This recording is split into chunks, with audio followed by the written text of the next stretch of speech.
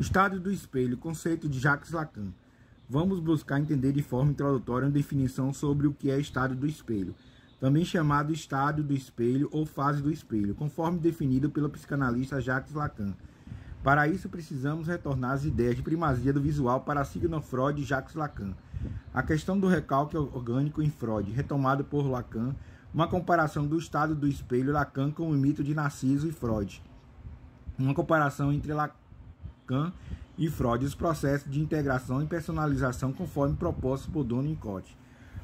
O recalque orgânico, segundo Freud. Antes de pensarmos recalque como mecanismo de defesa, precisamos falar de um grande grau anterior do recalque. Trata-se do recalque orgânico, conforme proposto por Freud e retomado por Lacan, conceito bem pouco compreendido por psicanalista. Para Freud, o recalque orgânico é assim chamado por estar anterior ao simbólico e à vida cultural do sujeito. É uma condição evolutiva do homem, ou talvez antes da árvore genealógica de espécies hominídeas.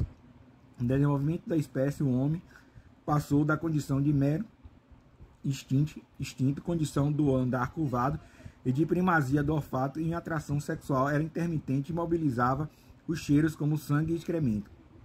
Era a condição de triebe, pulsão, postura ereta e, consequentemente, elevação da visão como sentido propriamente, em que a atração sexual seria uma força constante.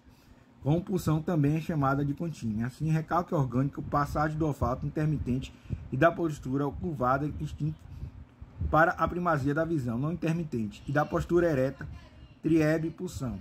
Esse segundo momento é quando a visão se torna primazia e os mecanismos de seleção natural rebaixam o olfato. Seria para Freud um recalque orgânico e a gênese da pulsão.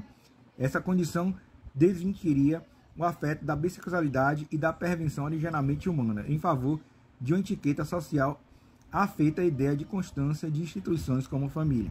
Há que se ressaltar duas críticas que entendemos bastante válidas a essa ideia do recalque orgânico de Freud. O estudo da evolução natural é bastante complexo e demanda especializações como biologia e antropologia.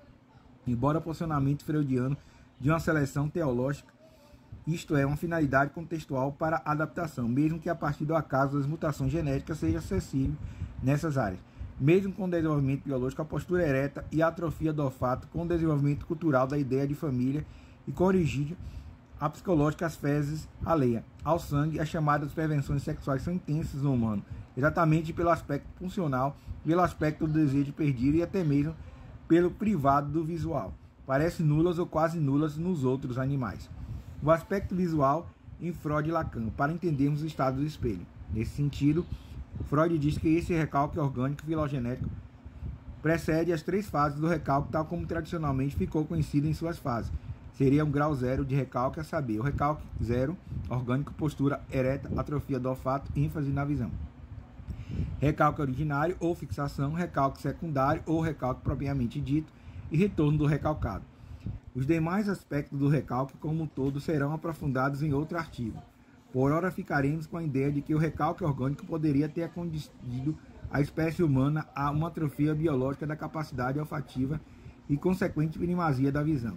Uma sexualidade contínua, isto é, sem as intermitências dos estímulos olfativos, que ajudaria os laços de família.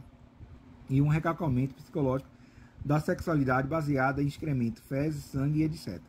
Não é à toa que o caráter visual seria uma forma de pensar a formação do eu, como veremos a seguir. O mito de Narciso na psicanálise de Freud. Em breve síntese, Narciso é a personagem da mitologia grega que se apaixona pelo reflexo de sua própria imagem nas águas de um rio. Em razão do encantamento pela própria imagem, vai se aproximando cada vez mais das águas e morre afogado. Obviamente, o objetivo da terapia psicanalítica é tornar o ego mais próximo de seu desejo, menos exacerbado e mais poroso a um olhar de fora. Então, de certa forma, a clínica do fortalecimento do ego é um entrelugar que rejeita tanto o ego esfacelado como a baixa autoestima, quanto o exacerbado e o narcisismo. Na obra de Freud, sabemos que o normal e o patológico não têm limite tão distante. Nesse sentido, o narcisismo não pode ser visto apenas como uma patologia, mas os mesmos fundamentos do narcisismo estão na base do que se pode entender como formação saudável do eu. Afinal, sem uma diferenciação em relação ao externo, o ego não conseguiria responder à questão quem sou eu, lidar com as demandas específicas internas e as demandas do mundo. A confusão do eu com a externalidade seria a neurose, como a dos pensamentos anímicos, e até mesmo psicose, como as esquizoides. Podemos entender o mito de Narciso como uma autoafirmação que funda o eu. Ao se autoafirmar, haveria uma fixação ou recalque originário e um contrainvestimento em relação a ou não eu. Isto é possível a Narciso ver como uma totalidade do reflexo das águas, entendendo o estado do espelho em Lacan. Também na mesma linha de compreender a primazia do visual, que abordamos em Narciso Freud, está o conceito de estado do espelho proposto por Jacques Lacan. O estado do espelho é no momento inaugural da formação do eu. Nesse momento infante, o bebê ainda não fala, vê sua imagem refletida em um espelho. Mesmo que não veja seu corpo como no espelho, o que pode ocorrer ou não, surge uma ideia de totalidade. Uma ideia, eu sou isso, que se torna eu sou eu. Essa ideia imaginaria porque pode supor total, o bebê recalcará tudo o que não é sem o saber. Mas apenas essa visão do espelho talvez não seria suficiente para o bebê interiorizar essa noção. Então, Lacan proporá a necessidade de confirmação de um grande outro. Essa confirmação seria válida para o bebê que aquilo que o bebê está vendo é ele mesmo. No caso, a ideia do grande outro representa o ideal de verdade, suposto saber na percepção do bebê.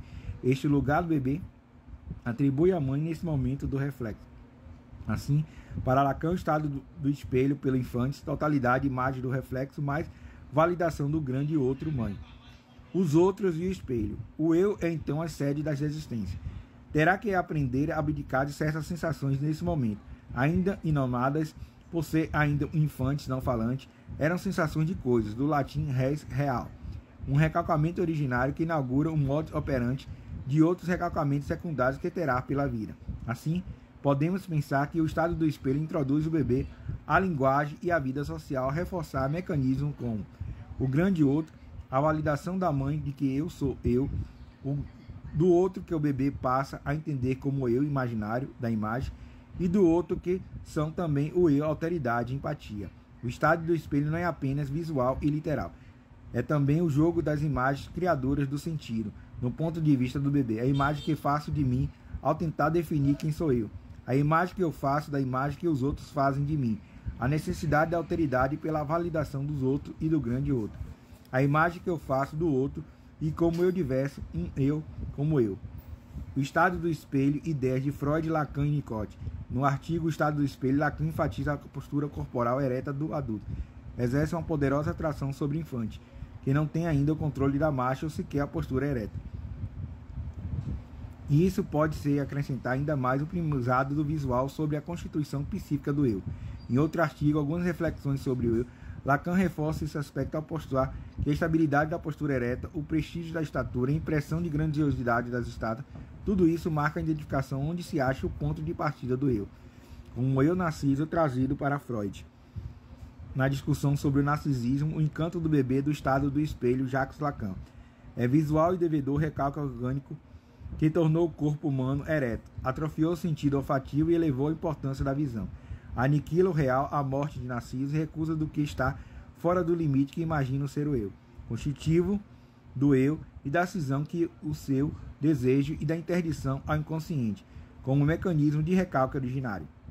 Temos em Donnicott uma ideia talvez aproximada quanto às funções de integração do eu do bebê sente como uma totalidade, resultado principalmente do Hodgkin, ato de ser segurado. Personalização do eu do bebê sente-se como uma pessoa distinta das demais, como resultado principalmente do Rending, ato de ser manuseado. Entendemos que uma diferença essencial para Winnicott, para Freud e Lacan, e nesses há a primazia da visão, enquanto que em Winnicott esse processo da constituição do eu passa em grande medida pelo tato, delimitação pelo toque na pele. Então, psicanálise e o estado do espelho de Jacques Lacan.